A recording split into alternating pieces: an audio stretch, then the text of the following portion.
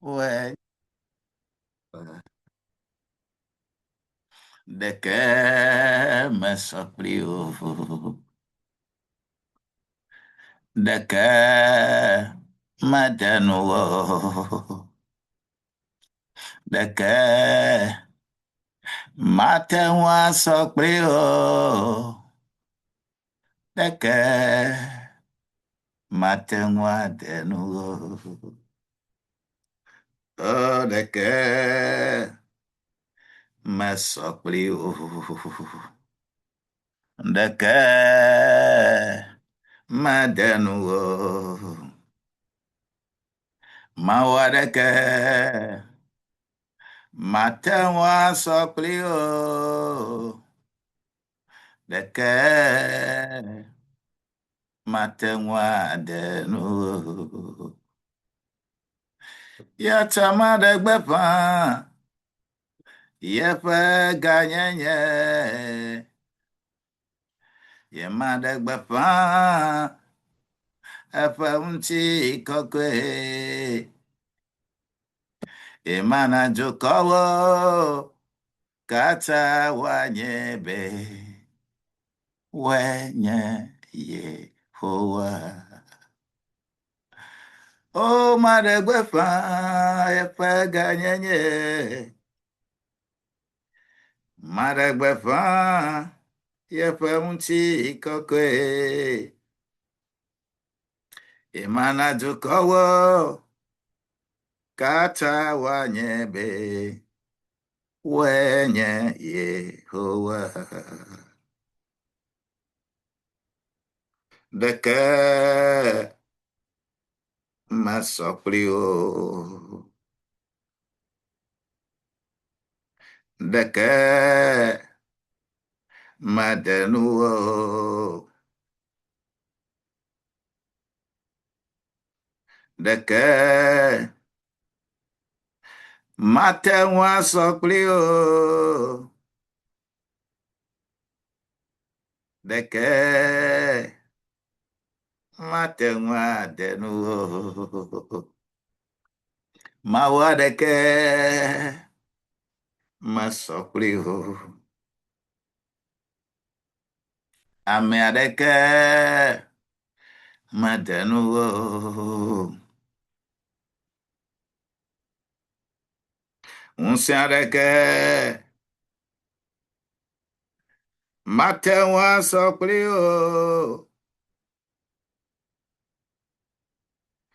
de que matewa denuo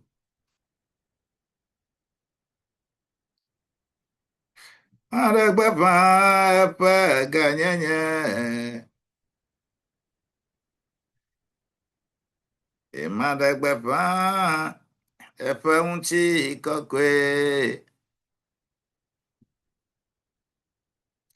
imana jukowo kata wanyebe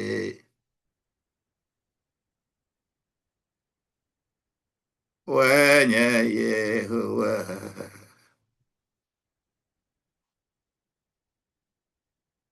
Imadegbepa efe ganyenye.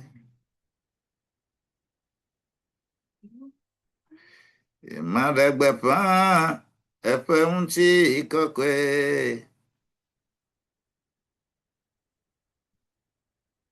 Imana jukowo kata wanyebe wenye Yehowa.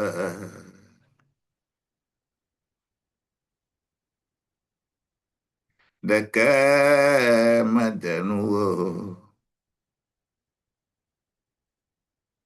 Where are you?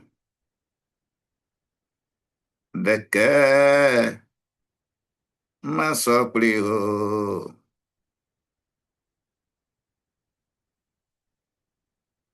Mawadeke matewa soplio. Deke matewa adenuo. Yatamada gbefa, yepe ganyenye.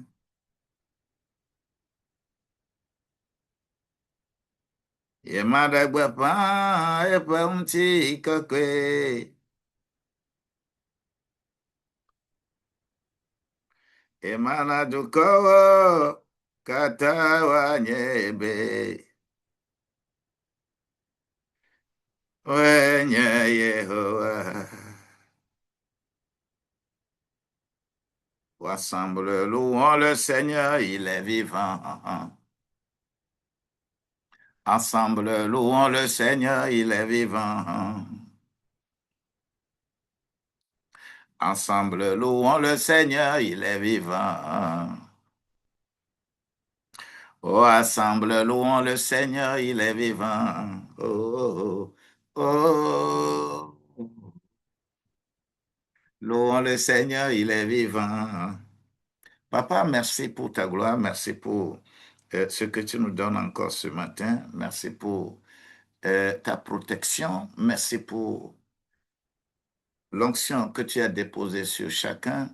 Merci pour l'élévation que tu vas encore permettre de, d'être avec nous. Merci parce que tu es Dieu et tu demeures Dieu. Merci d'avoir tenu encore notre vie pour ce matin et pour cette journée. Merci pour la vie que Dieu donnée. Merci pour ta vie. Merci pour ta vie. Chris Boy, sois béni, sois béni. Branley, sois béni au nom de Jésus-Christ. Zafi Store, le Seigneur est bon pour nous et il sera toujours bon. Nelly, Nelly, sois béni au nom de Jésus-Christ. Je voudrais dire à quelqu'un d'être serein parce que je veux que ma famille soit guérie. Je veux que ta famille soit guérie. Je veux que tout ce qui se passe dans notre vie soit mieux harmonisé avec notre famille. La grâce de Dieu demeure la grâce de Dieu dans notre vie. Et soyez les bienvenus encore à Holistic TV. Nous avons, c'est une plateforme de Holistic. Une école biblique s'appelle Holistic School for Evangelism.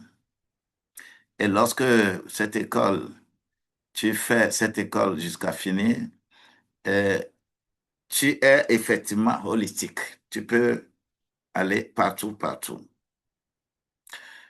Mon cabinet de prestations intellectuelles s'appelle Holistic Consulting for Local Governance parce que je suis expert finance locale et développement communautaire. Lorsque je suis ici, ça s'appelle Holistic TV. Parce que ce que nous faisons ici, on n'est pas religieux et on ne peut pas attirer les dangers de la religion. Parce que le plus grand danger de la religion, c'est la division. Ici, on ne fait point acception de personne, ni acception d'homme. Et le matériel qu'on utilise, notre banque de données, c'est Dieu. C'est Dieu qui nous pourvoit notre banque de données. Et s'il nous dit d'aller dans telle tradition, nous irons. Dans telle culture, nous irons. Dans tel livre, nous irons. Parce que c'est dans ce contexte que nous-mêmes, les livres que nous écrivons, ces livres ne sont pas des livres suffisamment religieux, mais vous allez voir les démonstrations de toutes les religions dedans. Tu vas voir l'islam, tu vas voir l'animisme, tu vas voir le phare, tu vas voir la Bible, tu vas voir tout ce que les gens classent dans la religion aujourd'hui, en réalité qui constitue une force pour cohésion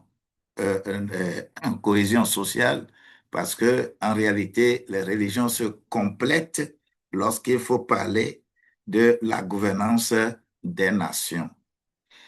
Mais aucune religion toute seule ne peut se prévaloir de détenir toutes les connaissances de, de ce monde. Raison pour laquelle, dans le cadre de nos conseils, quand on prend par exemple une entreprise, une grande entreprise, euh, je, je préfère que le livre qui joue le leadership, c'est la Bible. Les autres livres jouent le management. Quand tu veux le management, va prendre le Coran, c'est très bien. Surtout le management des finances et autres. La Bible est très bien là-dedans, mais c'est plus leadership. Et il faut avoir une relation directe entre tous ceux que vous avez et avoir la cohésion sociale. C'est pourquoi je suis en train de programmer sur le 28, le 28 mars un grand séminaire qui doit réunir les serviteurs de Dieu, les gens qui sont dans l'œuvre et qui a des problèmes. Vous allez écouter que quelqu'un lit un verset ici, mais il est ailleurs. Comment maîtriser le contexte biblique et comment avoir tout l'esprit de tous les livres, les 66 livres de la Bible, et comment euh, comprendre l'évolution biblique en base, histoire, doctrine et prophétie, et comment appliquer la Bible dans tous les contextes de notre vie de tous les jours. Il s'agit bien de ce séminaire-là que je veux bien organiser pour le 28 mars prochain. Et ça va être en présentiel et en ligne. Et s'il le faut, ce, s'il le faut, il nous faut vraiment réunir, parce qu'il y a trop de dérapage. On prend des sujets, on fait de n'importe quoi avec. Et c'est la honte de l'Afrique. Parce que lorsqu'on est dans la grâce de Dieu, il faut faire vivre cette grâce et faire comprendre cette grâce et que beaucoup puissent bénéficier de cette grâce-là. Nous en avons vraiment besoin. Et c'est important pour que nous ne divaguons pas avec la parole. La parole est trop précise. La Bible, il n'y a pas un livre dans lequel les paroles sont tellement précises dans des domaines donnés pour que il ne faudrait pas prendre n'importe quoi pour faire n'importe quoi. Moi, ça me fait suffisamment mal lorsque les gens utilisent la Bible et abordent des sujets d'une manière ou d'une autre. Ça me fait très, très, très, très, très mal. Parce que tout ça là, c'est pour conduire une grande partie des peuples vers l'ignorance, afin que la parole ne soit pas efficace pour nous. La parole va être très efficace pour toi parce que la parole est comme une épée à double tranchant qui est capable de traverser ton corps, ton âme et ton esprit. Peut rentrer dans les moelles, dans les tissus, dans les artères, dans les jonctions. Partout, partout, partout. La parole est efficace comme ça. La parole est comparée à la précision d'un médecin chirurgien. Un médecin chirurgien ne fait pas erreur. La même chose, lorsque tu prends un pilote à l'école des pilotes, lorsque tu fais petite erreur, tu es exclu. Pilote, c'est des sciences de précision. Et ce sont des gens qui ont puisé suffisamment ces exemples de la Bible et qu'ils excellent. Comment nous, on ne va pas exceller? tu vas exceller. Dis-moi Amen. Et pour exceller, aujourd'hui, nous allons parler de la semence des émotions et la gouvernance familiale. Qu'est-ce que l'émotion? Qu'est-ce que les émotions font à notre vie? Et c'est cela qui est le sujet de ce matin. Alors, les conflits, les émotions et les conflits familiaux, on va essayer de regarder un peu et nous donner un peu de conseils afin que tous ceux qui ont leur famille désorganisée, des familles qui sont même au bord du divorce, des familles qui sont quelque part et que ça ne va pas, et que Dieu de gloire puisse nous donner le privilège de corriger nos petits problèmes dans la famille. Si tu es prêt avec moi, écris dans les commentaires que je suis prêt, je vais suivre attentivement. Je vais partager, je vais t'apporter. Je vais encourager d'autres à rentrer dans le live. Si tu es prêt, nous pouvons commencer. Et ceci, tel que vous me voyez là, je suis en même temps en train de faire également Zoom. Je suis en train de faire en même temps également Zoom. Même quelquefois, si toi, tu veux même te connecter euh, à Zoom pour me suivre, quand tu rentres dans Zoom, il faut désactiver ta caméra pour que cela soit apparent et correctement les Écritures. Donc, ce que je suis en train de faire, quand vous irez sur, comment l'appelle-t-on, quand vous irez sur YouTube, vous allez retrouver les vidéos pour les rejouer. Et s'il faut même partager et faire la promotion des choses, des bonnes choses, que la grâce de Dieu nous soit multipliée. Nous savons que dans cette vie, si Dieu n'est pas avec toi, c'est que tu as des problèmes. Et je veux d'abord lire à l'entame de ce sujet, ouvre Éphésiens 4, verset 26. Éphésiens 4, verset 26. Et lorsqu'on veut parler de famille, lorsqu'on veut parler vraiment de famille, il est évident que le livre, la lettre de Paul aux Éphésiens, a une très grande place dans la question de famille, la question du corps de Christ qui représente une véritable famille.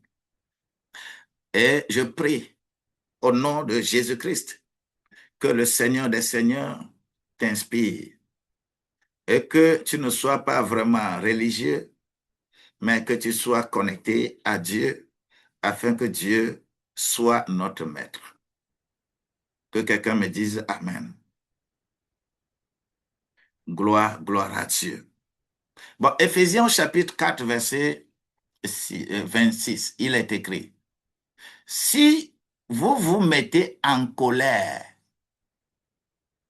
ne péchez point. Si vous vous mettez en colère, ne péchez point. Dis-moi Amen. Si la Bible n'a pas interdit à quelqu'un de se mettre en colère, tu as toutes les raisons pour te mettre en colère, il n'y a pas de souci. Mais si tu te mets en colère, ne pêche point. Lorsque nous parlons de famille, la famille est un système émotionnel et spirituel. Les deux. La famille, que vous, que vous soyez pauvre, riche, noir, blanc, que je ne sais de quoi il s'agit, qui que vous soyez, il faut mettre dans notre intellect et notre cœur que la famille, c'est un système émotionnel et spirituel. Et les deux ne se manifestent pas de la même force au même moment. Lorsque tu es superbement émotionnel, il y a ses conséquences. Et lorsque tu es superbement spirituel, il y a aussi ses conséquences. Mais quels que soient les cas, les deux doivent se juxtaposer, se jouer. Car lorsqu'on est trop émotionnel, c'est danger. Mais lorsqu'on est encore trop spirituel, c'est danger. Alors, il faut que nous sachions de quoi il s'agit. Mais en même temps, en toi, que si je me mets en colère, je ne pécherai point. Je prie que ton cœur supporte le fait que tu sois en colère, mais que tu ne réagis pas, tu ne pêches point. Si tu peux arriver là-bas, tu es déjà béni. Ce qui veut dire que l'émotion amène des conflits sociaux. Souvent, qu'est-ce que l'émotion amène comme conflit dans la famille?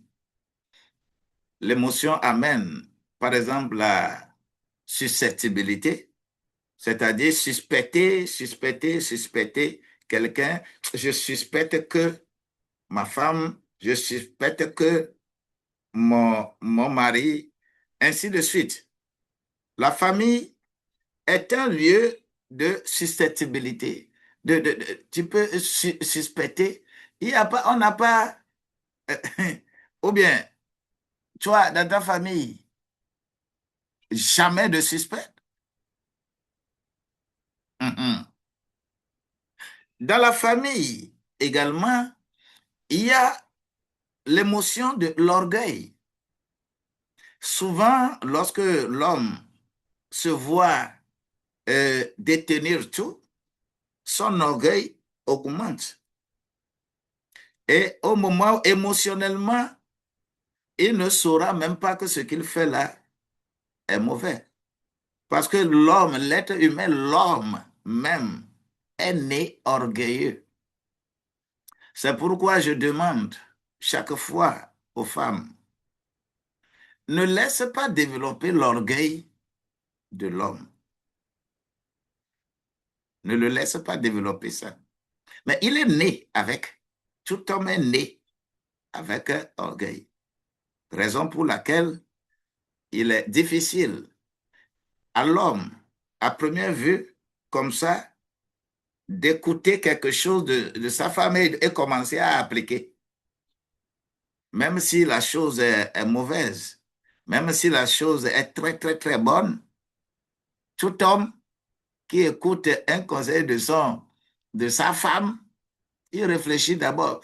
Pourquoi elle veut que je fasse ça? Pourquoi? Parce que euh, il y a des moments où, effectivement, le conseil là est un piège.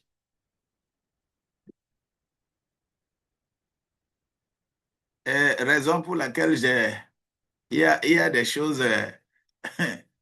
Euh, bon, pardonnez. Je dis que quand vous êtes en action, en action sexuelle, il ne faut pas faire promesse. Quand en action, là, toi, homme, là. On ne parle pas, on ne dit pas n'importe quoi lorsque on est en intimité familiale. Oh, tu avais dit que tu allais m'acheter ça, non? Tu avais dit que tu... Ah, ouais, ouais, je vais t'acheter. Tais-toi, faut pas parler. Parce que ce sont des promesses. Si toi-même, tu ne sais pas faire là, au moment où tu es en train de parler comme ça là, hein, ça a une très grande valeur spirituelle. Et il faut faire attention. Il ne faut pas développer l'orgueil de l'homme. On peut même destiner un seul live pour ça. Comment les femmes développent les orgueils de l'homme. Les émotions également dans la famille suscitent ce qu'on appelle la jalousie. Y a-t-il une seule famille dans laquelle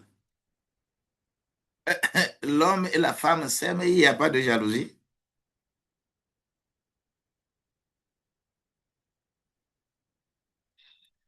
C'est des questions que je pose. Y a-t-il également une famille dans laquelle personne ne se met jamais en colère? Les gens se mettent en colère. C'est pourquoi on dit que si vous vous mettez en colère, ne péchez point.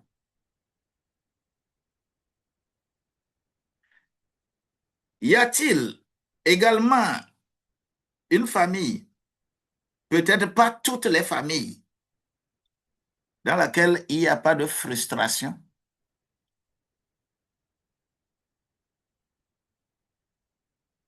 De frustration. L'homme va, il revient et puis il dit, toi, tu es une vaurienne que j'ai dans ma maison là. Tu es vaurien, tu ne vaux rien, tu es inutile. Ou bien la femme dit également à l'homme que toi, tu vaux combien? Toi, tu vaux combien? Et il faut savoir que on est déjà en train de poser des autres actes ailleurs. Et on a l'audace de mettre rendre frustré notre conjoint, notre conjointe. Il y a des familles dans lesquelles ces émotions se développent. Il y a les familles dans lesquelles ce qu'on appelle le mépris. Le mépris. Lorsqu'on prend par exemple une famille polygamique, la polygamie, et puis voilà, euh, comme toi, tu ne fais pas comme l'autre, ah, tu es méprisé. Aujourd'hui, aujourd'hui, les hommes aussi sont calés dans ça. On prend cette femme et l'autre femme est, est, est, est plus calée dans quelque chose, soit de l'argent, soit sur le lit, ainsi de suite. Et puis, on méprise l'autre. Je voudrais rassurer quelqu'un. Je voudrais rassurer toi qui m'écoutes et qui me vois. S'il y a des susceptibilités dans ta famille, je prie que le Seigneur te donne la force nécessaire pour dominer. S'il y a de l'orgueil qui se développe dans ta famille, cette émotion-là, papa, donne-la un cœur nouveau pour surmonter ces orgueils. Là où il y a la jalousie qui s'est assise et ne veut pas s'en aller, et ça détruit beaucoup de choses, Seigneur, je demande que ta grâce soit sur tes enfants. Là où il y a la colère qui est démontrée chaque fois, que ce soit envers la femme, que ce soit envers l'homme, que ce soit envers les enfants, un serviteur, ainsi de suite. Là où il y a la colère qui domine là, papa, il est écrit, si vous vous mettez en colère, ne péchez point. Papa, toute famille dans laquelle l'homme ou la femme est mise dans une situation de frustration, frustration. frustration. La belle-mère est là, le beau-père est là, le quoi est là, la famille devient invivable. La femme, ce n'est plus possible. La femme ou l'épouse ou l'époux se met dans un coin quelque part et n'a pas de voix pour parler, des frustrations sur frustrations, des paroles désobligeantes, des paroles qu'on ne peut pas entendre, des paroles qui sortent de la bouche des gens contre toi. Je déclare, je prie pour toi, pour que ta famille puisse avoir la grâce de Dieu et corriger tout cela. Papa, je prie que toute famille dans laquelle il y a le mépris, tu es méprisé parce qu'on voit que toi, tu n'es rien, tu n'es rien. Et tu es actuellement en chômage. C'est pourquoi on te fait ça. Je prie que tu trouves un contrat. Je prie que tu trouves ton travail. Je prie que tu trouves ce qui est bon, que tu trouves les ressources nécessaires. Les gens qui t'appellent aujourd'hui vaut rien. Demain, ils vont t'appeler tonton. Ils vont t'appeler tata. Parce que c'est à cause de cette situation que ce mépris existe. Rien, rien et rien d'autre ne va le remplacer. Je prie que la grâce de Dieu soit avec toi, au nom de Jésus-Christ. Retenez toujours le verset. Si vous vous mettez en colère, ne péchez point. Éphésiens 4, 26. La grâce de Dieu doit nous permettre de sillonner. Je vais utiliser ce jour euh, des portions. Vous pouvez écrire, ce sont des versets que je ne vais pas lire formellement nécessairement. Vous allez trouver, quand vous prenez 1 Samuel, chapitre 25, ça me ferait mieux, c'est bon pour moi que tu lises tout le chapitre 25 de 1 Samuel, mais le verset 3 ici m'intéresserait beaucoup. Verset 3 de 1 Samuel 25. Je vais également lire 2 Samuel, le chapitre 18, verset 33. Vous pouvez écrire ça, écrivez les quotations et vous pouvez chez vous prendre la Bible et suivre. Je vais également prendre en compte Proverbe 10, verset 1. Et le verset phare que j'ai mis là, c'est Éphésiens 4, verset 26. Voilà les quotations bibliques que j'ai utilisées pour préparer ce que je suis en train de nous faire. Alors, quelle grâce nous avons? 1 Samuel 25, verset 3. 2 Samuel 18, verset 33. Proverbe 10, verset 1. Et Éphésiens 4, verset 26. Que la grâce de Dieu traverse notre vie et que nous lui soyons reconnaissants. Gloire à Dieu. La famille émotionnelle, lorsqu'on parle d'une famille émotionnelle, vous allez voir les choses qui se passent dans cette famille, c'est des conflits permanents. Ils sont en conflit permanent. Il y a des familles, des couples qui ne peuvent pas s'asseoir et s'amuser, causer pendant 2, 3, 5 minutes sans avoir des interactions. C'est vrai ou faux? Si tu es ici dans le commentaire, si tu es ici et que euh, toi, tu t'assois, tu es homme ou tu es femme, tu t'assois avec ton époux ou ton épouse et que vous causez dans les blagues, par exemple, où vous causez et que vous faites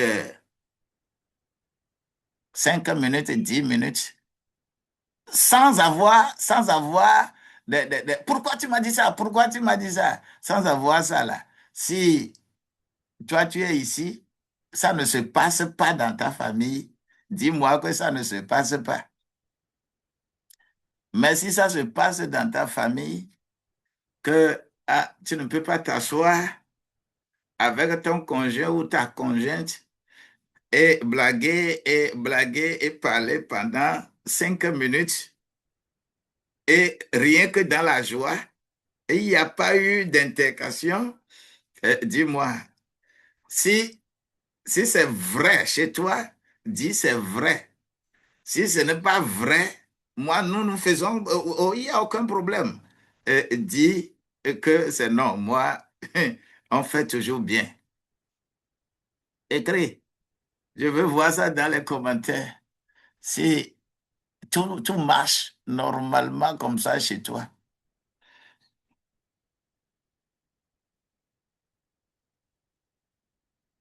On a besoin parce que tout cela constitue l'analyse de soi, des conflits dans les couples. Souvent, c'est des conflits permanents, c'est des décisions impulsives, c'est manque de paix. C'est-à-dire, on, on manque, on manque, tu vas manquer de paix. C'est-à-dire, tu es là, même, même il n'y a aucun soupçon, il n'y a rien qui soit mal, mais au fond intérieur de toi, il y a une inquiétude qui se développe par rapport à ce couple-là. Gloire à Dieu. Merci beaucoup. Avant, oui, mais maintenant, merci beaucoup. Parce que le Seigneur est à l'œuvre et il le fera encore davantage. Que la grâce de Dieu soit, la grâce de Dieu soit avec nous. Donc, il n'y a pas une famille qui va dire que nous, là, c'est nickel, nickel, nickel. On ne se tiraille jamais. Il n'y a aucun problème. Il n'y a pas de cas de langage. Il n'y a pas de conflit. Ça n'existe pas. Ça s'améliore au jour le jour. Et c'est pour cela que ce que les gens font, par exemple en ligne, pour dire que ce sont des coachs de famille, ainsi de suite, il y a plein de bêtises que les gens disent. Mais comme on est en train de chercher solution à son problème, on te propose même de mauvaises solutions. Mais personne ne peut te proposer solution et réussir plus que le Saint-Esprit. Oh, alléluia. Personne, personne. Hum, hum. Ouais, ça t'arrive souvent, mais le Seigneur est bon. Ouais, il va le faire. Il va renforcer cette qualité-là en toi au nom de Jésus-Christ. Alors, si cela en est ainsi, quelle est l'accroche même de ce live? Les familles sont souvent détruites par les émotions mal gouvernées. Vous savez, est-ce que vous savez que il y a beaucoup de familles qui sont détruites, tout simplement. Ils pensent que c'est un démon qui est arrivé, que c'est le diable qui nous a divisés. Est-ce que vous connaissez le nom du diable qui divise les familles? Écrivez-moi ça.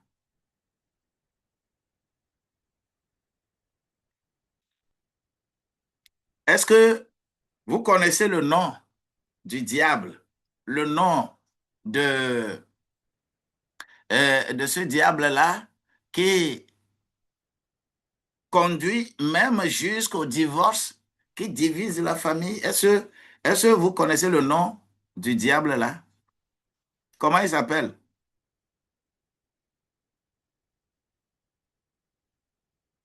Hmm, la jalousie. Hmm, ouais. Comment il s'appelle? Comment le nom, ce diable-là, il s'appelle comment?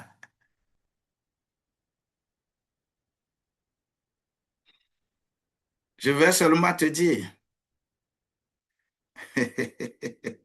C'est nous-mêmes. Oui. Le diable, là, s'appelle émotion forte.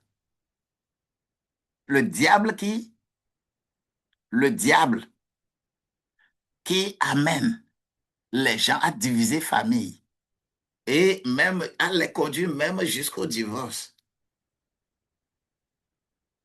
Ce diable s'appelle l'émotion.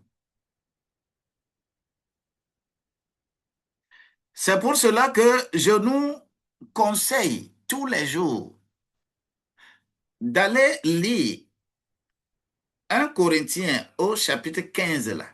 Lisez-moi tout le chapitre. C'est un chapitre qui est long, mais lisez-moi. Vous allez voir comment, lorsque un homme sur terre peut avoir la qualité d'un lion, la qualité d'un poisson, la qualité d'un chat, la qualité d'un cafard, c'est-à-dire peut être possédé par ces choses-là, et lorsque tu es en train de te comporter d'une manière, lorsqu'on te le dit, tu vas commencer à crier et à créer problème là où il n'y en a pas. Les émotions mauvaises, fortes là, violentes là, c'est ça le diable, c'est ça le diable qui divise les foyers, qui divise les familles. Et moi, je lui donne proportion jusqu'à 80-85%. D'autres choses peuvent venir, mais les émotions fortes là, les mauvaises émotions là, les choses que nous venons de citer là, ce sont des manifestations émotionnelles. Ce n'est pas autre chose. Donc, beaucoup, il faut mettre ça dans la tête que beaucoup de familles, souvent, sont détruites par des émotions mal gouvernées. On n'a pas bien managé l'émotion et que ça crée tous les problèmes. Je veux prendre deux cas de figure dans la Bible, deux exemples. Un exemple qui va réunir trois personnes, une personne qu'on appelle Nabal, une personne qu'on appelle David et une personne qu'on appelle Abigail. Et un deuxième exemple qui va être l'exemple de David et Absalom, son fils. Nous allons utiliser ces deux exemples-là pour expliquer et simuler ce qu'on appelle le développement des émotions dans une famille.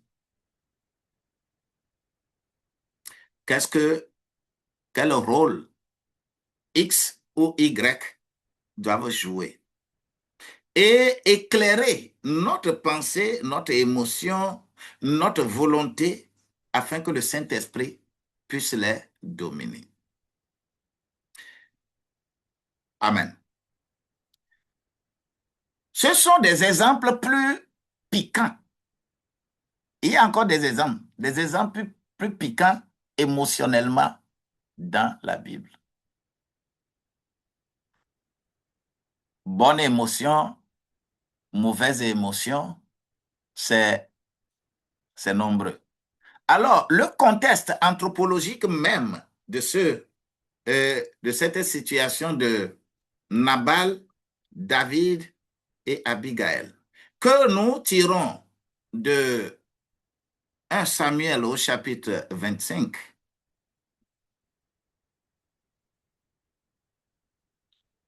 vous savez, la société est organisée d'une manière. Division du travail. Les serviteurs de Dieu sont là pour la protection des biens et des personnes des autres. C'est le schéma que je suis en train de tracer. Et il est évident que les, les profanes, ceux qui ne sont pas oints, qui ne sont pas au service de Dieu directement, utilisent également leurs biens pour s'occuper des serviteurs de Dieu. C'est ça la division du travail. Donc, la société pastorale a cet honneur de protection réciproque. C'est tout comme Paul va écrire que si nous vous donnons les choses spirituelles, vous devez également nous bénir avec les choses matérielles que vous avez. Ce n'est pas un crime. C'est ça la loi de la réciprocité. C'est pour cela qu'aujourd'hui, lorsque quelqu'un est en train, un serviteur de Dieu est en train de prier, de te coacher, de te mentorer et te conduire jusqu'à ce que quelque chose te soit sourissante, quelque chose te soit donné comme grâce. Ne l'oublie pas. C'est un principe qui est établi. Et c'est ce principe-là qui va être transgressé par quelqu'un et qui est le conflit dont je veux nous parler. C'est ça dans 1 Samuel 25. Et ce verset 3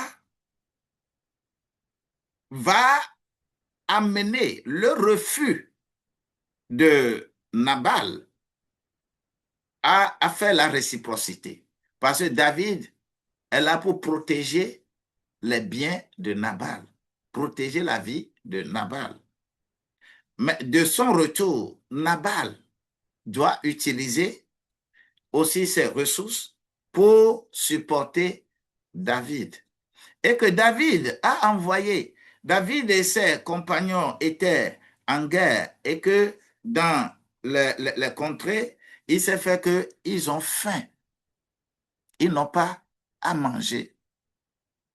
Et David va envoyer les gens à Nabal pour leur donner du pain à manger. Nabal va dire, niet, quel est ce rebelle-là? Quel est ce rebelle-là qui se promène ici et va vouloir de mon pain? Moi, je ne donne pas le pain. Tout le conflit émotionnel, c'est ça que je nous explique. Vous lisez ça dans 1 Samuel, le chapitre 25. Là. Alors, ce contexte, nous allons analyser ce contexte. Dans ce contexte, la position de chaque personne. David, d'abord Nabal, David et Abigail. Nabal est l'époux de Abigail. La Bible qualifie Nabal de très méchant. Un homme très, très méchant. Un homme orgueilleux. Un homme qui a du mépris. Un homme qui est dur C'est comme ça la Bible qualifie Nabal. Et la Bible dit même que, mais comment un tel homme si méchant là a pu trouver et gagner une femme si gentille, très belle? La Bible même s'étonne. La Bible même s'étonne. Comment c'est arrivé que Abigail, quelqu'un qui est très gentille, belle, intelligente, a pu devenir femme d'un homme si méchant? La Bible même qualifie Nabal de méchant. Et lorsque Nabal est refusé de donner son pain à David et sa troupe, le résultat, c'est que Nabal a préparé sa propre destruction. Parce que Nabal a eu une émotion dominante. Quelle est l'émotion dominante de Nabal? C'était l'orgueil et du mépris. L'orgueil et le mépris. Nabal a de l'argent. Nabal, ce n'est pas ça là que Nabal va faire et que ses biens vont finir. Mais il ne l'a pas fait. Parce que il développe ce qu'on appelle l'orgueil et le mépris. Le résultat, c'est qu'il a créé un conflit de destruction imminente, un conflit de désordre familial. Nabal, son refus, a semé ce qu'on appelle l'émotion de l'orgueil, l'émotion du mépris, et qui amène à ce qu'on appelle les conflits. Je m'arrête ici, je déclare sur ta vie, toi femme, que ton mari maltraite en ces moments. Toi femme, que ton mari ne veut même pas te regarder. Toi femme, que ton mari a abandonné, qui te bastonne, qui te violente, qui crée des problèmes là où il n'y en a pas. Là où on est arrivé aujourd'hui, je te donne la qualité de Abigail.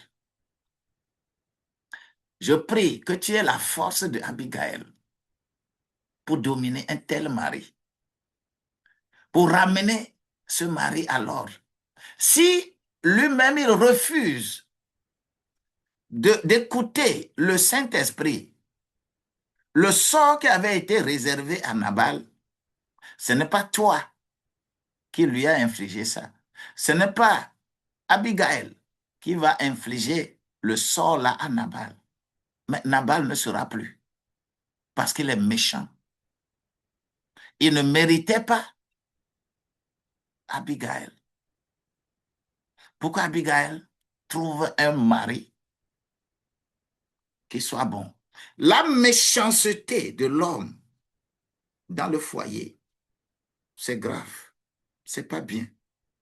Toi, homme, je prie que tu ne ressembles pas à Nabal. Nabal est trop mauvais, méchant.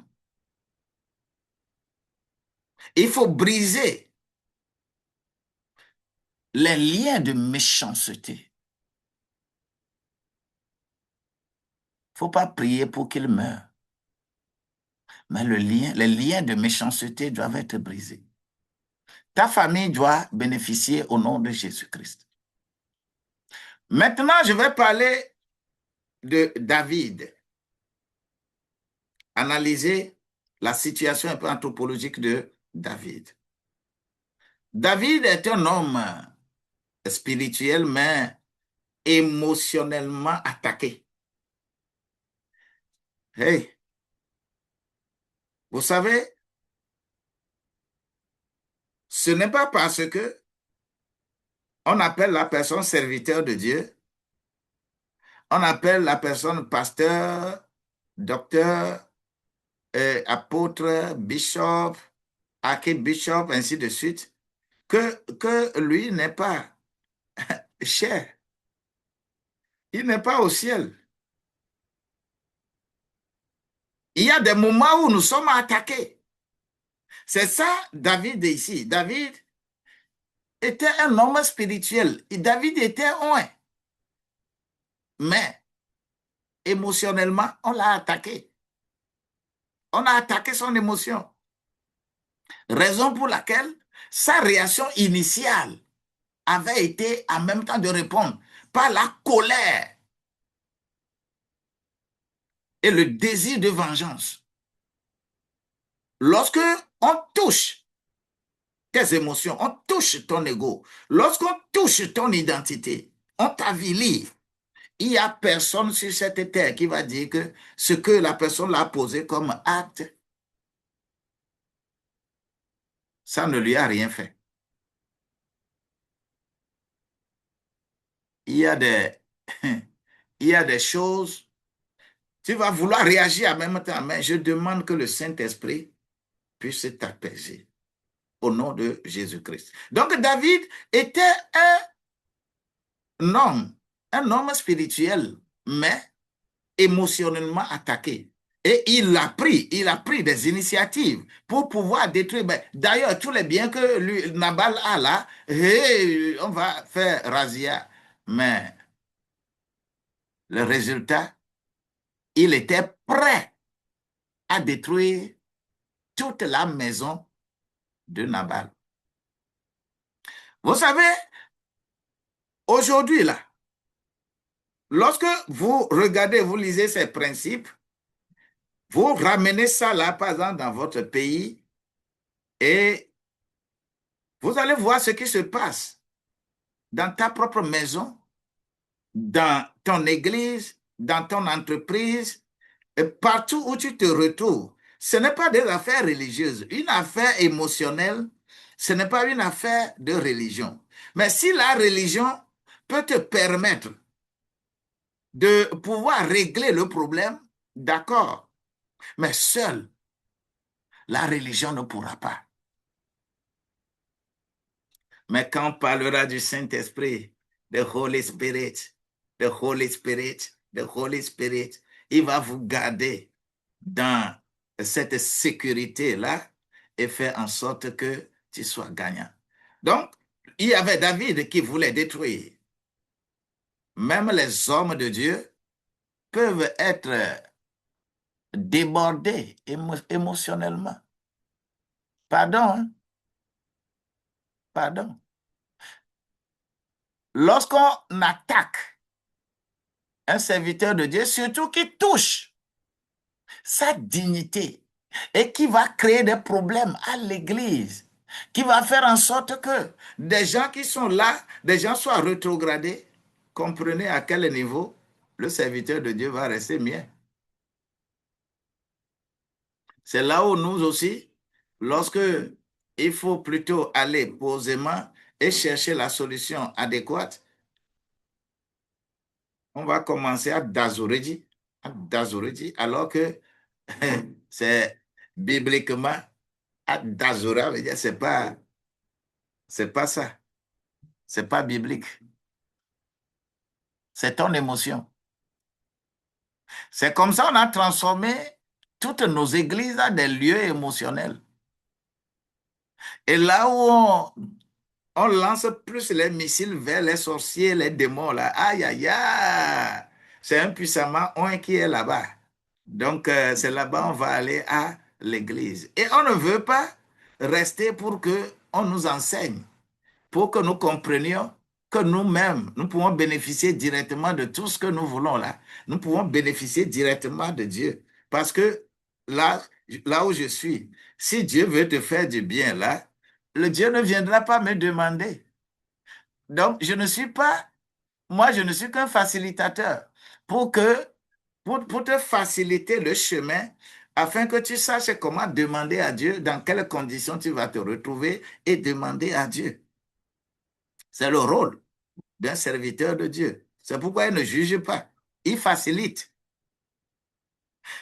Et pourquoi là où tu es, je veux que la grâce de Dieu frappe à ta porte et que tes émotions diminuent. Nabal a eu ses émotions. David a également ses émotions. Il n'y a pas à dire que l'autre est meilleur à l'autre. Ce n'est pas parce que toi, tu es pasteur, tu es ceci, que tu es épargné par l'émotion. Non, c'est le diable le plus puissant qui détruit les familles, l'émotion. Alors, David aussi, voilà son cas. Et David, émotionnellement, on a attaqué son émotion. Il va vouloir réagir, mais quelque chose va se passer. Abigail, que quelqu'un écrive Abigail.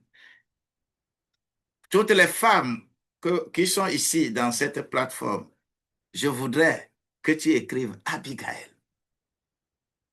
Écris ça, je t'en prie. Toutes les femmes, écrivez Abigail, Abigail, Abigail, Abigail. Aïe, aïe, aïe, cette femme-là, je l'admire trop dans la Bible. Non, elle est comme ça. Et si quelqu'un, et si quelqu'un va apprendre quelque chose de Abigail, ta maison sera vraiment apaisée. Quelle que soit la méchanceté qui est là. Toi qui écris Abigail, Abigail, Abigail, si je prie pour toi, reçois l'onction que Abigail avait, reçois l'intelligence, la stratégie, les tactiques qu'elle avait, parce que Dieu a déposé toutes ces personnes-là dans la Bible, que nous apprenions de ces gens. Ne cherchons pas seulement à apprendre de n'importe qui pour venger, mais cherchons à apprendre des gens qui ont trouvé les meilleures solutions dans la Bible. Et meilleure solution, c'est Jésus-Christ. C'est Jésus. Mais il y a également des meilleures solutions qui étaient là et que nous pouvons nous en inspirer. Là où tu es, moi je prie, je prie que la grâce de Abigail soit ton partage. Donc Abigail avait de l'intelligence émotionnelle élevée.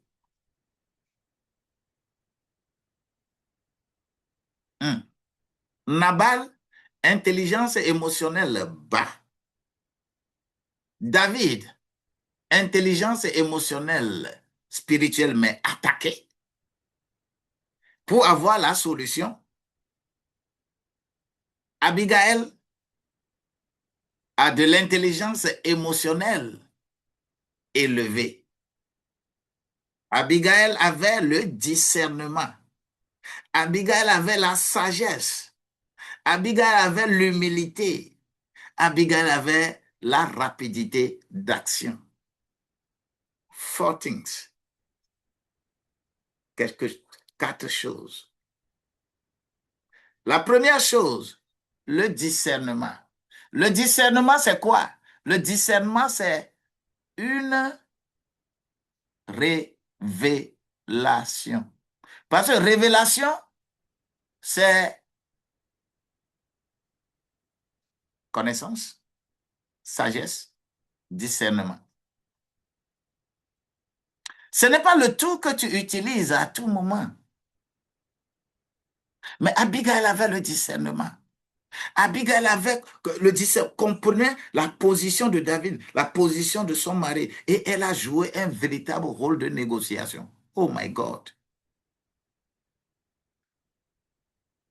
Après tout, c'est Abigail qui fait le pain, ainsi de suite. Abigail va amener du pain à David et sa troupe. Abigail était sage.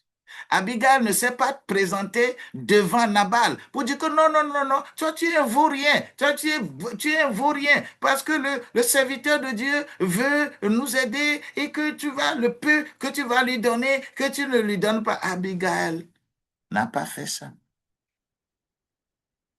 Combien de femmes aujourd'hui qui dédaignent leur mari à cause de leur pasteur? Combien de femmes aujourd'hui qui prennent soin de leur pasteur plus que leur mari? Combien de femmes?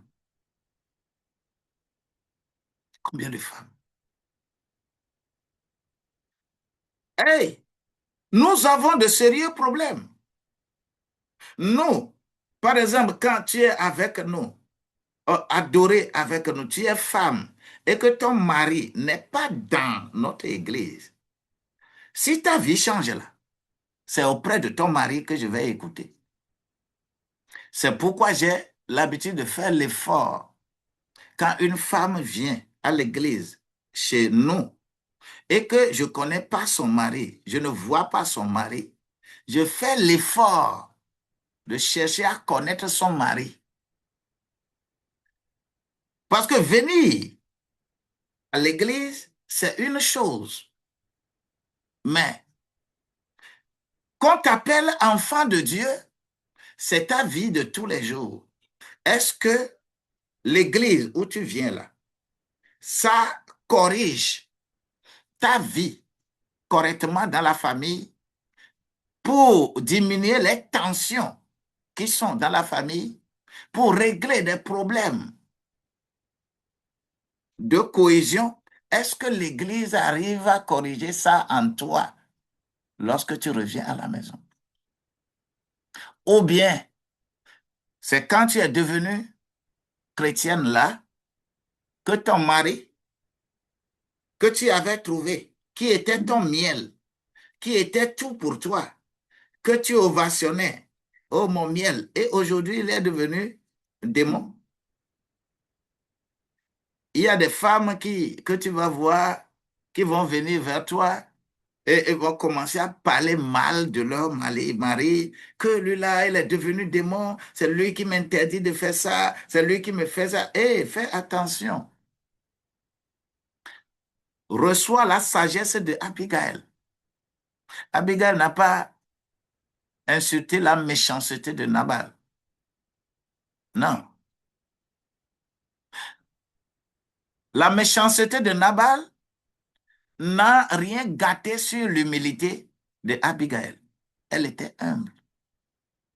La méchanceté de Nabal n'a pas fait en sorte que Abigail va se rebeller. Non. Parce que le Saint-Esprit vient pour corriger nos problèmes familiaux. Si tu n'apprends rien de Abigail, puisque j'ai choisi ce schéma, cet exemple, parce que c'est les schémas les plus durs. Parce que ce schéma-là est très dur.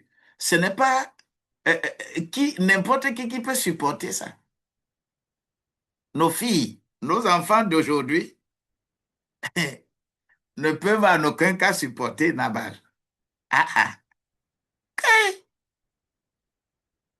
Quand tu vas parler, tu vas dire, oh, Mjomuvia, Nkume Gbele Gbele Nama, Nkenti, Nsumwala no maltraité, on est, Nsumwala no on est, Kwaye au Balefuno, Ojo.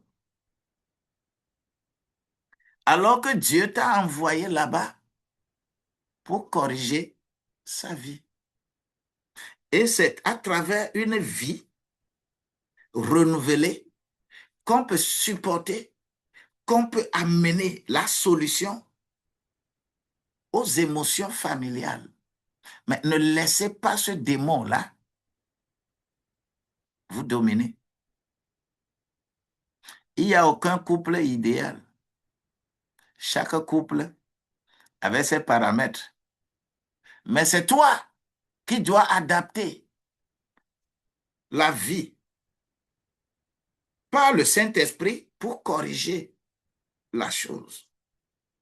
Moi, je prie que la grâce de Dieu puisse prendre possession de ta vie et que tu prennes à cœur ce que Abigail, une jolie femme, très belle, mais qui a le discernement, qui a la sagesse, qui a l'humilité et qui a de l'action rapide.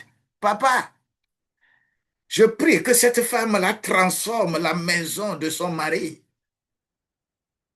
en un paradis. Aujourd'hui, c'est l'enfer dans cette maison-là. Mais demain, par tes actions, la maison-là devient paradis. Ce qui fait que Abigail, le résultat, c'est que Abigail a apaisé le cœur de David qui ne va plus se venger. Abigail a sauvé sa maison. Abigail a évité un bain de sang.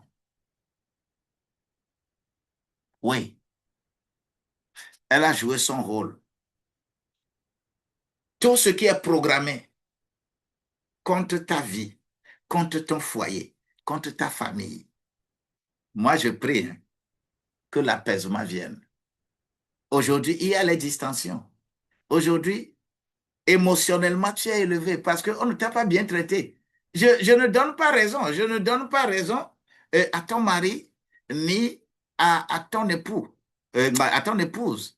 Je ne lui donne pas, ce n'est pas raison que je lui donne. Parce qu'il ne faut même pas s'ingérer dans ça. Hein. Hé, toi, serviteur de Dieu qui est ici, écoute-moi bien. Je vais encore répéter ça. Quand on est serviteur de Dieu, on n'est pas juge. Ne vous permettez jamais de prendre des couples en conflit, mari et femme en conflit, et que tu ouvres ta bouche pour dire à l'homme que c'est toi qui as raison ou à tort, ou bien dire à la femme, c'est toi qui as raison ou tort, devant eux comme ça, là, tu es un mauvais serviteur de Dieu. Tu n'es pas juge. Tu es un facilitateur. Et la grande chose qu'il faut faire, il faut prendre l'homme de côté. Tu peux lui dire tout ce qui est très dur à l'homme, pas à la présence de sa femme. Et jusqu'à finir, tu prends également la femme de côté. Tu la sermonnes aussi, conformément à ce qu'elle doit faire. Et dis aux deux, allez résoudre votre problème vous-même. Et qui n'ont qu'à aller s'entendre eux-mêmes. Ne te mets jamais entre un couple pour les diviser. Non. Pour juger entre eux. C'est pas bon. Serviteur de Dieu, ne le fais pas. Lorsqu'ils vont se retrouver, ils seront réconciliés. Lorsqu'ils vont se retrouver ensemble là, c'est toi qui seras leur mauvais. Hein? Il disait ça, il pensait que quoi? Comment il m'accusait devant toi? Comment il dit que j'ai tort? Et, et, et si tu ne sais pas faire là, les deux là, tu ne vas plus les voir. Faisons beaucoup attention. Cette situation, Abigail a gagné. Elle a été très lucide. Et pour rendre nos femmes de cette manière, nos hommes de cette manière-là, il ne faut jamais avoir... La personne peut faire quelque chose de très grave. Hein? On voit, tout le monde voit ça. Il faut... Écoute, Lorsqu'on a amené la femme adultère à Jésus, Jésus a dit quoi? Jésus a dit que je te condamne parce que tu as commis, on t'a attrapé en flagrant délit. Mais lorsqu'on est religieux, on attaque violemment parce que le mal doit être attaqué. Jésus a dit, oh, celui qui n'a pas de péché, lui, il n'a qu'à jeter la première pierre. Est-ce que quelqu'un a jeté pierre? Aujourd'hui, lorsque tu agis comme ça, entre un couple, l'homme va courir partout, partout, partout, pour dire que ma femme a commis adultère, mais l'homme aussi, l'homme de Dieu aussi a approuvé ça. L'homme de Dieu aussi a dit que il n'a rien dit même de mauvais. Il n'a même rien dit, il ne lui a rien fait. Ah, ça c'est homme de Dieu, ça, ainsi de suite. C'est comme ça. C'est comme ça. C'est une lucidité. Faut pas t'ingérer. Amasiam do ebe nkpeteƒe. Meganane nkpe ane ayi di o. Et tout le monde a une partie de honte. Et si tu touches cette partie de honte pour la personne là, au lieu de vouloir corriger, tu vas gâter ça. Moi, je prie que la grâce de Dieu soit avec toi, afin que tu puisses avoir ce que Abigail a. Je l'aime beaucoup. Soyez bénis au nom de Jésus-Christ. Maintenant, ça c'est les éléments que nous avons. En conclusion, dans cela, la révélation clé dont je veux te parler dans ce premier exemple, c'est que une seule personne émotionnellement mature peut sauver toute la famille. Qui est maintenant euh, la personne émotionnellement mature? Qui est mature dans ce cas-là? Donnez-moi son nom. Qui est la personne émotionnellement mature?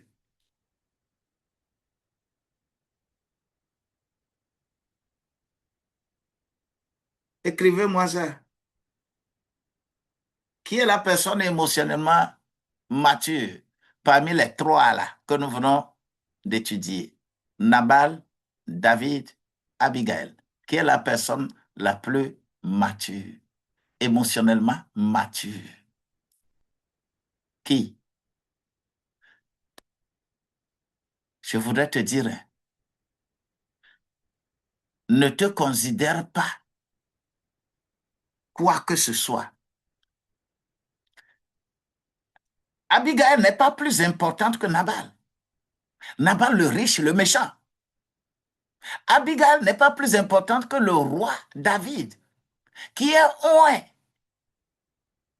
Mais les deux personnes plus importantes là, c'est Abigail qui peut apaiser pour qu'il n'y ait pas la guerre. Tu te rends compte? En tout cas, je prie que tu puisses avoir également ça. Et je proclame la paix dans ta maison, dans ton entreprise. Tout ce que tu fais, ça va marcher au nom de Jésus-Christ. Maintenant, je vais aller vers le second exemple de façon très rapide et ramassée. Il s'agit de David et Absalom. David et Absalom. Dans ce contexte-là également, il faudrait que je décrive un peu la chose. Ici, il s'agit de l'émotion du père. Émotion du père en tant que fonction du roi déséquilibré. Lorsque ton émotion est trop élevée, tu peux être roi, mais tu seras déséquilibré. Vous allez voir les rois émotionnels de la terre. C'est des gens qui tuent et qui sont trop sensibles, qui sont rancuniers. Oui, les gens, surtout l'Afrique, il n'y a rien qui détruit les nations que l'émotion des rois, l'émotion des présidents. Des gens qui n'arrivent pas à gouverner leurs émotions. Quand on est roi, quand on est, nous, pasteurs, quand on est serviteur de Dieu, quand on est devant un peuple, on est plus qu'un dépotoir. Mais, mais psychologiquement, émotionnellement, si tu ne peux pas accepter ça, intégrer dans ta grandeur, dans ta puissance, tu ne peux pas intégrer ça en toi là. Tu seras toujours un mauvais pasteur, un mauvais président, un mauvais roi. Mais lorsqu'on est émotionnellement plus élevé, je pense qu'entre-temps, en France, est-ce que c'était au temps de Sarkozy ou bien qui, et qu'on a voulu suspendre le journal Canal enchaîné ou bien là où on dessine les gens, machin, machin là. Tout le peuple avait crié que ce n'est que ça là qui leur reste. Un président, un leader, quelqu'un qui est devant tout un peuple ne peut jamais dire que on ne peut que parler bien de lui. Non, c'est pas possible. Un leader est un dépotoir. Un papa, un roi est un dépotoir. Quand tout ce qu'on amène là, on dépose sur lui. C'est-à-dire, tu dois avoir l'émotion suffisamment calibrée pour supporter. Mais si tu ne peux pas supporter, on va t'appeler dictateur. Parce que tu ne vas pas aimer quand on te dit que tu n'as pas bien fait. Alors que gérer un peuple, tu ne peux pas bien faire pour tout le monde. Et tu es Dieu, tu n'es pas Dieu. Même Dieu, les gens voient que Dieu ne leur a pas fait. Même Dieu, les gens disent que Dieu ne leur a pas fait. Pourquoi on a fait à l'autre et que moi, on ne me l'a pas fait? Tel que on a approuvé, par exemple, sacrifice d'Abel et on n'a pas approuvé sacrifice de Caïn. Émotion, oh. Toi qui gères les humains, tu es obligé d'encaisser. C'est ça qui fait ta qualité. Alors, David, avec ce problème de David et Absalom, nous tous, nous savons que le roi David avait apostrophé une femme qu'on appelle Bathsheba, qui était la femme de Uri, qu'on avait envoyée à la guerre, et que David a vu la femme de Uri. Ça l'a plu, et il a envoyé des gens pour l'appeler. La femme est venue, David a fait n'importe quoi avec la femme de Uri. Et lorsque la femme de Uri va lui déclarer après que ah, ce qu'on a fait la fois dernière, là, ça a formé. Oh. Alors David tient la tête et dit, hey, appelez-moi Uri. Uri est revenu de la guerre.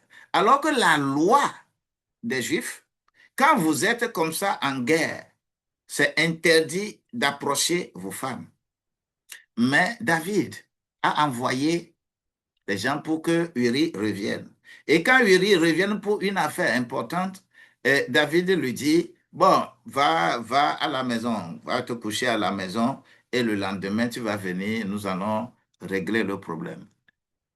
Uri a dit, si je vais à la maison là, certainement que je vais faire la chose à ma femme. Pour que je ne tombe pas dans cette tentation, pour transgresser la loi de Dieu, parce que je suis en guerre, je ne peux pas revenir et faire ça. Uri est resté dans le royaume et n'a pas pu aller à la maison. Et le lendemain, David a vu que son plan n'a pas marché. Et quand Uri va retourner à la guerre, David a donné l'ordre aux gens de déposer Uri là où la guerre est plus chaude, la guerre est plus forte, pour qu'il soit tué. Et effectivement, Uri n'est plus. Et David a pris cette femme de Uri, appelée Bathsheba. Quel est le problème que j'amène ici? L'enfant que Bathsheba a donné premièrement de cette rencontre, l'enfant est décédé, l'enfant n'est plus. Mais un second enfant que cette femme, Bathsheba, rachée de Uri, va donner, qui est Salomon. Salomon. Et Salomon maintenant, qui grandit dans la maison du roi, auprès des enfants légitimes, parce que les enfants comme Adonijah, comme Adonijah, Absalom, tout ça là sont des enfants légitimes de David. Si David n'est plus là, ce sont ces enfants qui doivent devenir rois.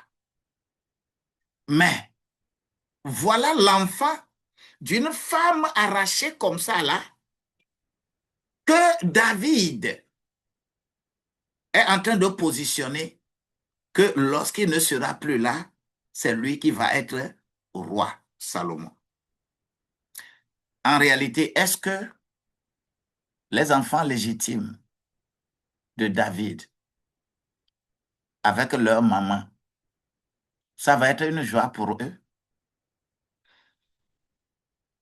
Est-ce que ça va être une joie pour eux? Raison pour laquelle, d'abord, Adonijah va...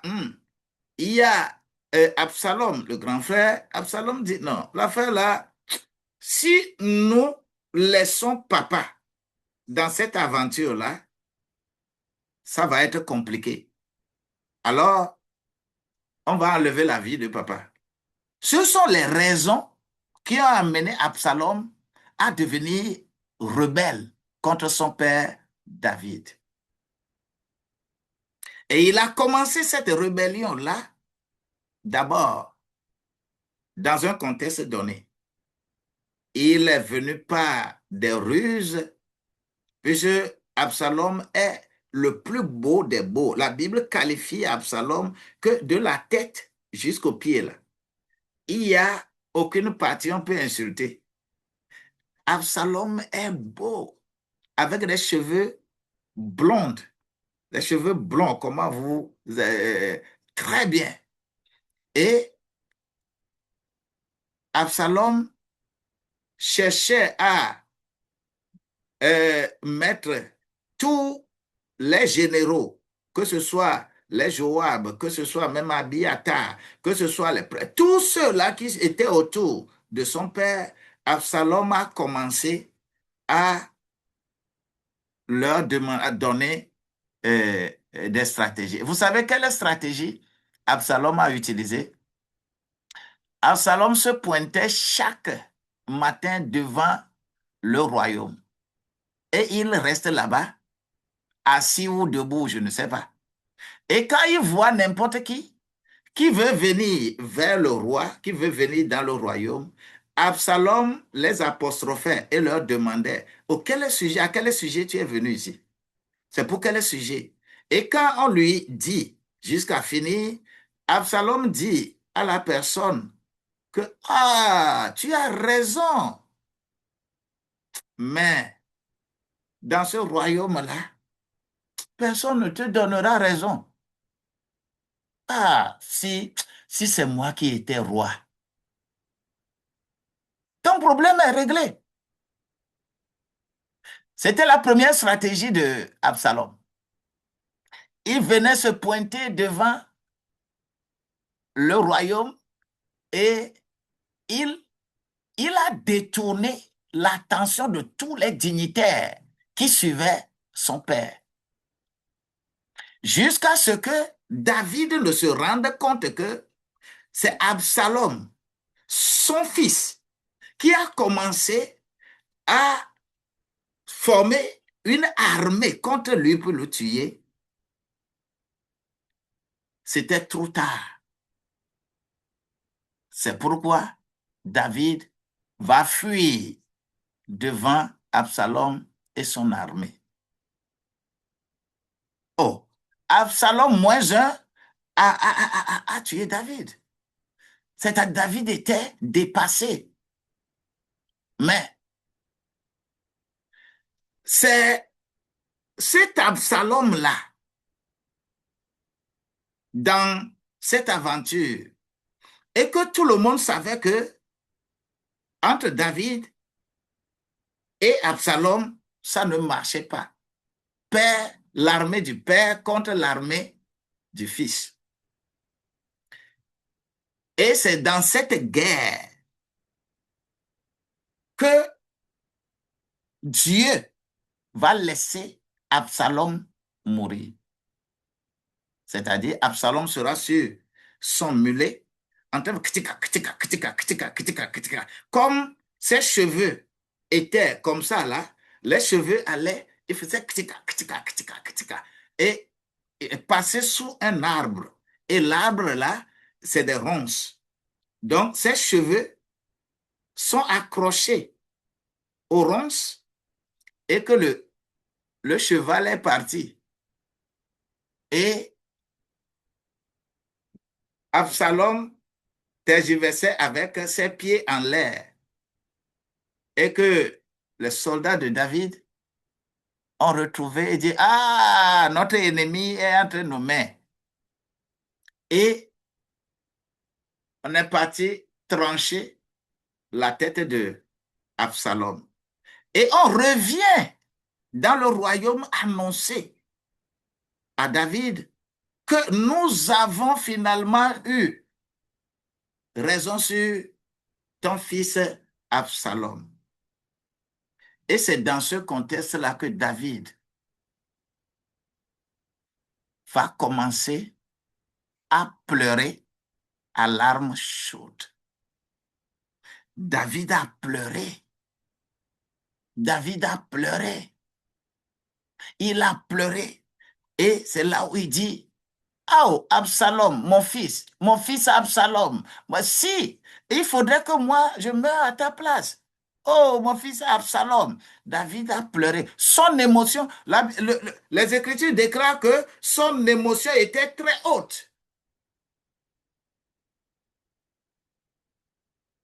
David n'a pas apprécié la mort de son fils Absalom.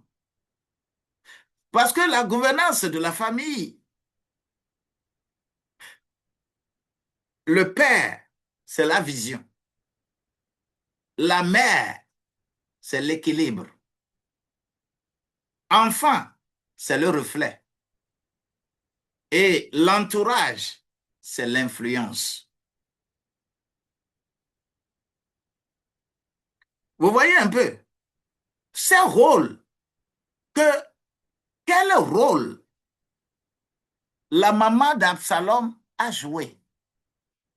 Quel rôle la maman d'Absalom a joué? La maman de Salomon a joué? Quel rôle elles ont joué dans ce conflit-là, dans cette situation-là? La famille, est-ce que la famille est soudée ou la famille est divisée?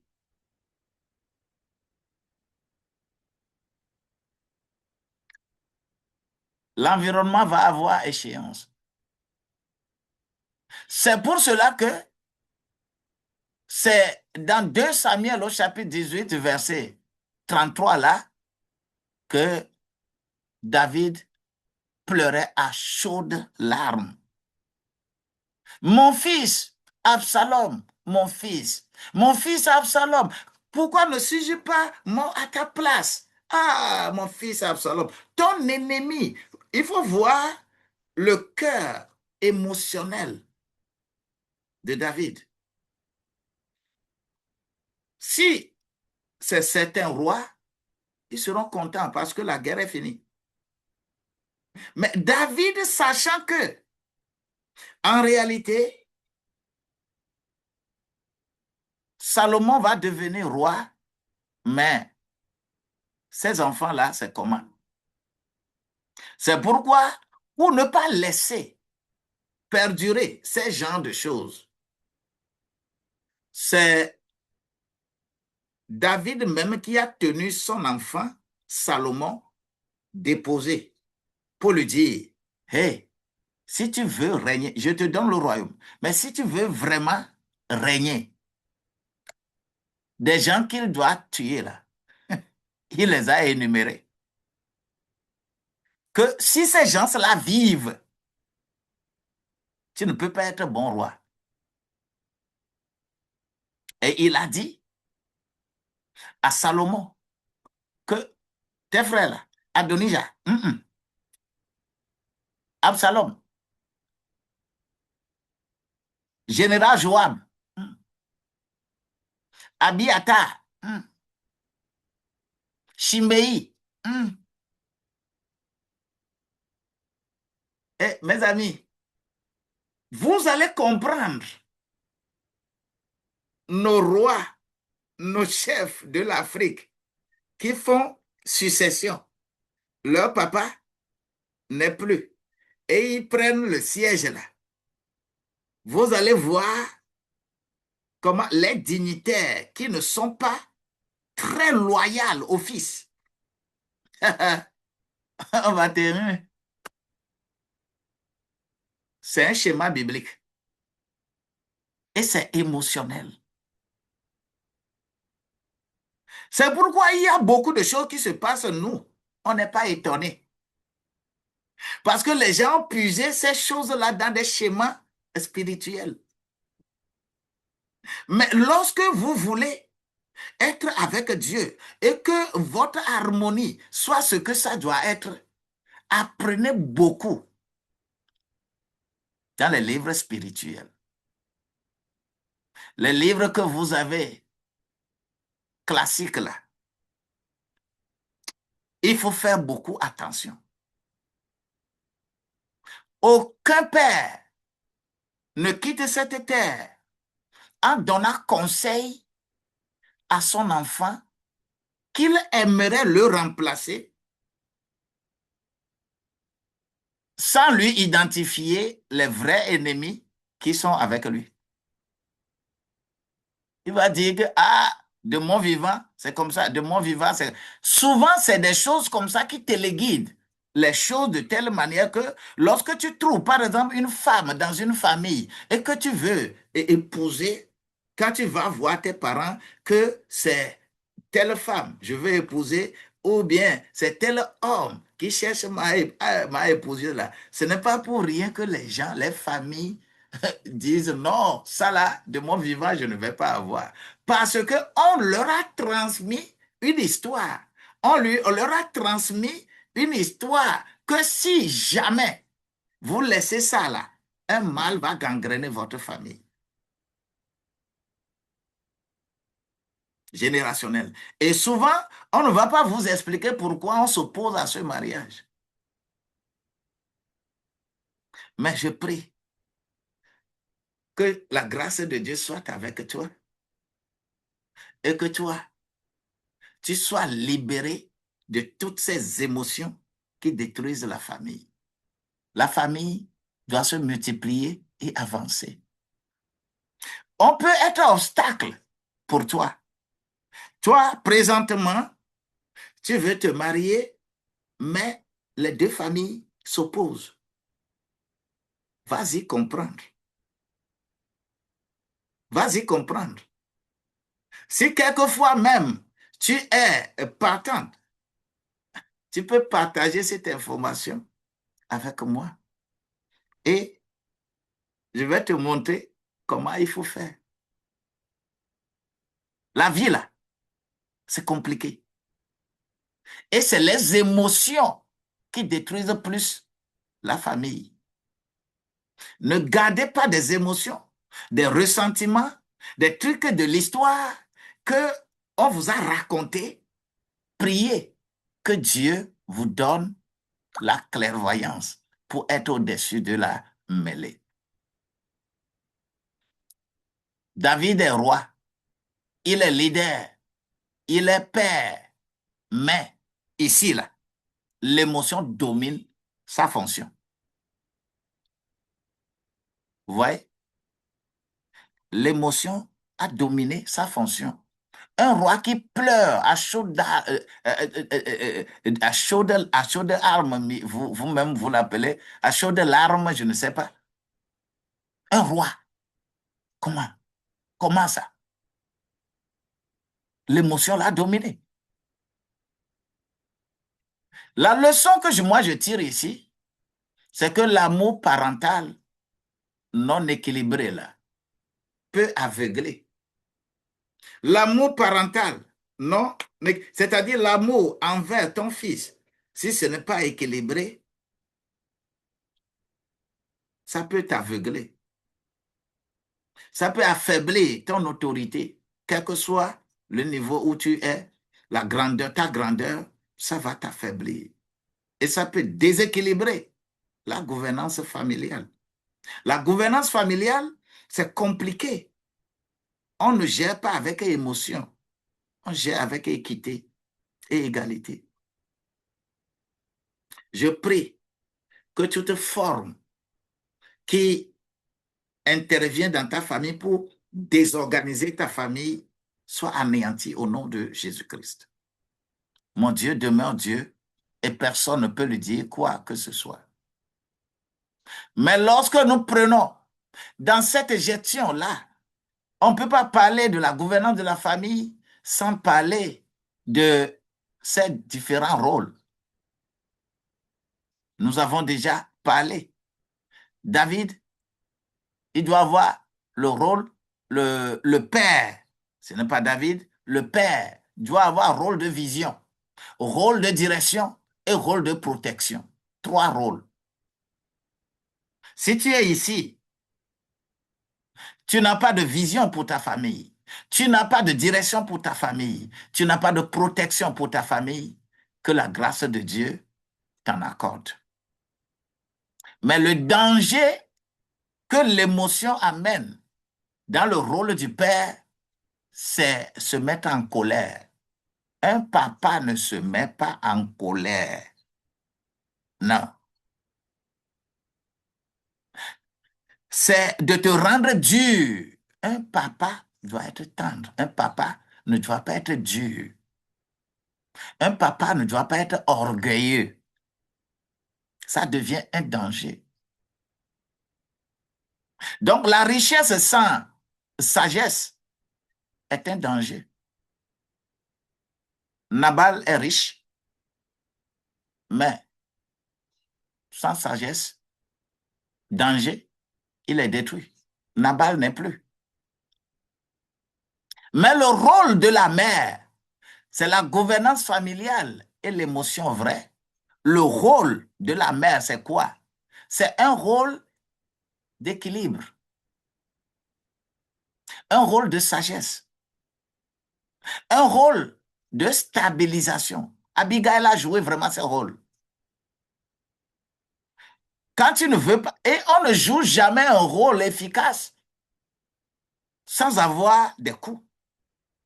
Ce n'est pas parce que tu es contente ou tu es content que tu es en train de jouer, mais c'est parce que c'est une obligation pour toi. de jouer le rôle d'équilibre, de jouer le rôle de sagesse et de jouer le rôle de stabilité. C'est ce que le Saint-Esprit, qui est le schéma de la femme, est en train de faire en nous. Il faut stabiliser les émotions. C'est un rôle de stabilisation émotionnelle. Je prie que tu puisses avoir ça. Si cela en est ainsi, Abigail a joué son rôle. Et le principe que c'est mauvaise gestion émotionnelle détruit tout. Quand l'émotion est mauvaise et que tu gères ça, ça détruit tout. Mais Abigail, sous tension, mais n'a pas bougé. Elle a réussi. Toi aussi, tu vas réussir. Maintenant, je parle du Saint-Esprit. Je déclare que pourquoi avons-nous besoin du Saint-Esprit? Quand on va à l'église, quand on dit recevez le Saint-Esprit, recevez le Saint-Esprit, recevez le Saint-Esprit, et vous banalisez ça. Mais celui qui n'a pas le Saint-Esprit ne peut pas jouer ce rôle. Avoir le Saint-Esprit, ce n'est pas une affaire religieuse. Avoir le Saint-Esprit, ce n'est pas pour te conduire dans la religion et qu'on dise que toi, tu es très bon et tu parles bien en langue. Non. Avoir le Saint-Esprit, c'est pour arriver à corriger ces situations émotionnelles que tu as besoin du Saint-Esprit. Parce que c'est le seul matériel, c'est le seul outil qui peut t'aider à corriger ça. Les conseils ne pourront pas te faire. Quelqu'un peut être très fort. L'argent ne peut pas résoudre les problèmes émotionnels. Ça va les aggraver. Parce que l'homme ne peut pas seul le faire. Maîtriser sa colère, tu ne peux pas. Sans le Saint-Esprit, personne ne peut maîtriser sa colère.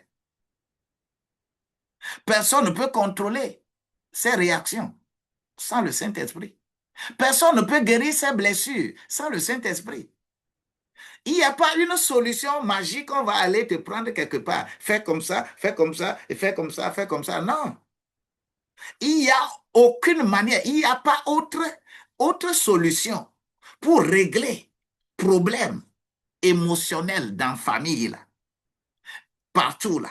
Il n'y a pas autre solution. Il n'y en a pas. Ça n'existe pas.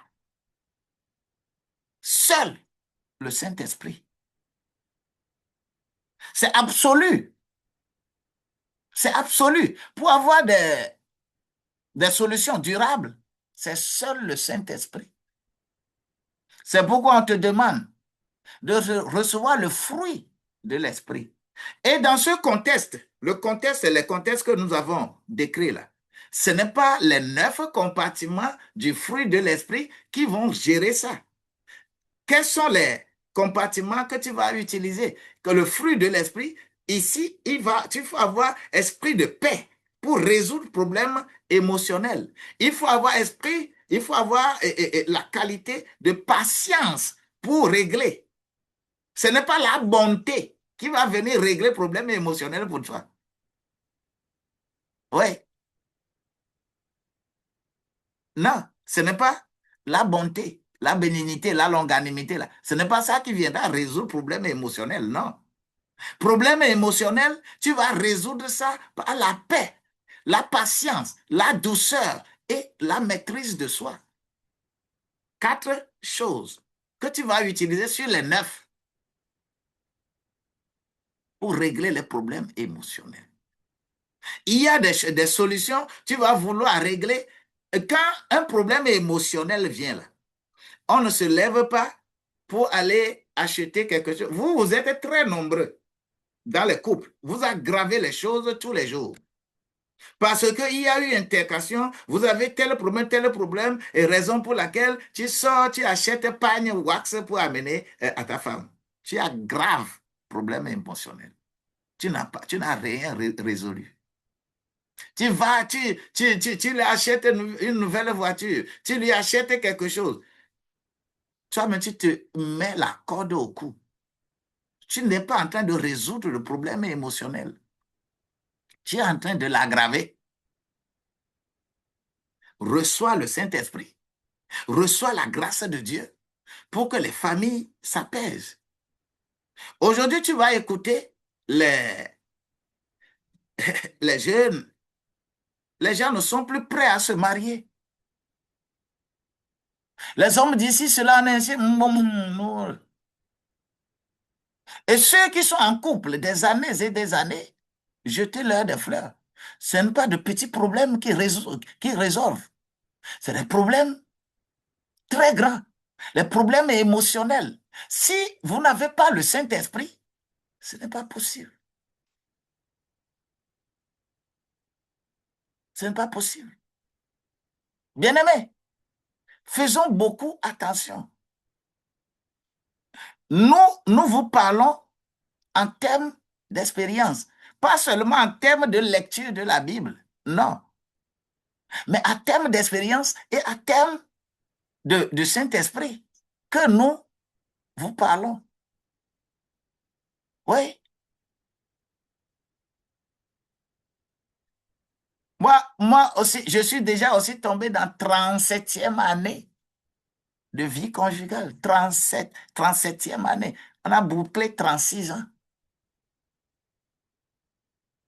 On a bouclé 36 ans le 28 février. On a bouclé 36 ans. Moi aussi et ma femme.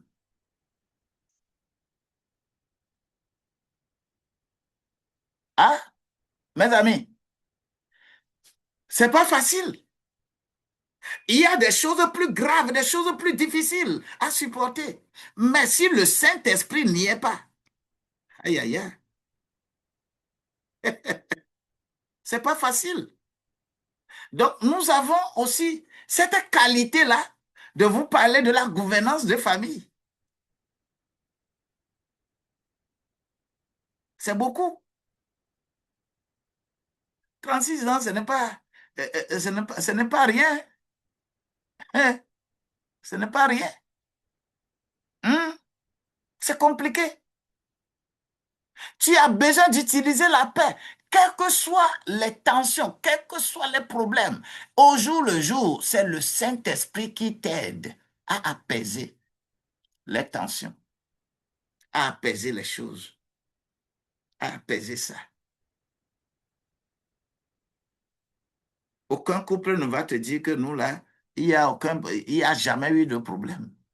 Il y a des problèmes plus pointus, plus difficiles.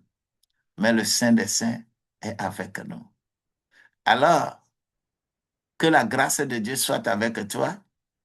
Révélation, c'est que l'intelligence émotionnelle sans le Saint-Esprit est limitée. Sans le Saint-Esprit, l'intelligence émotionnelle est limitée. Mais avec le Saint-Esprit, elle devient puissante. Elle devient euh, un outil puissant de transformation. Reçois le Saint-Esprit et que la grâce de Dieu soit avec toi. Je voudrais que maintenant, tu vas élever les deux mains là où tu es. Nous allons...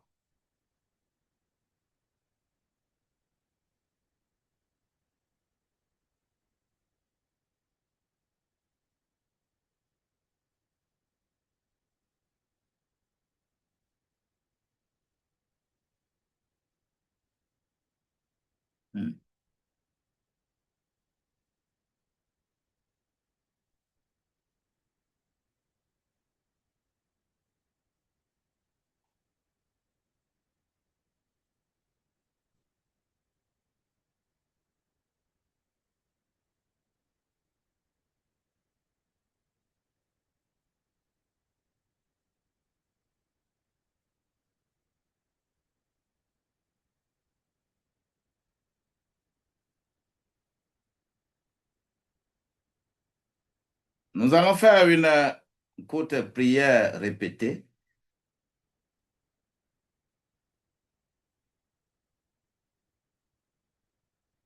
Alléluia. Nous allons faire une courte prière répétée. Je voudrais que tu étends tes deux mains, que tu dises, Seigneur, guéris mon cœur. Seigneur, là où mes émotions ont détruit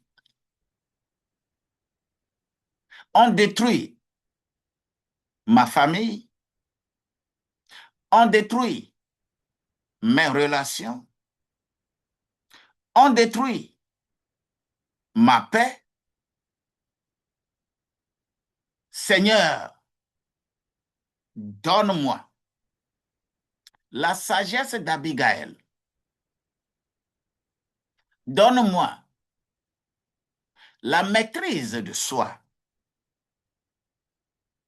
Donne-moi la maîtrise de Christ qui doit maîtriser ma vie. Donne-moi la puissance du Saint-Esprit. Déclare, Seigneur, que ma famille devienne stable, que ma famille devienne équilibrée, que ma famille devienne prospère. Au nom de Jésus-Christ, j'ai prié, j'ai intercédé. Que la grâce de Dieu soit avec toi. Et le bon remède pour toi ce matin, c'est la sagesse de comprendre ça. C'est la communication que tu vas mener autour de ça. C'est le pardon que tu vas entretenir dans ton cœur. Et c'est la prière d'arrosage qui va faire grandir cette paix dans la gouvernance de ta famille. Que Dieu te bénisse. Sois béni et soutenu au nom de Jésus-Christ. Dis-moi Amen. Voilà la séance d'aujourd'hui.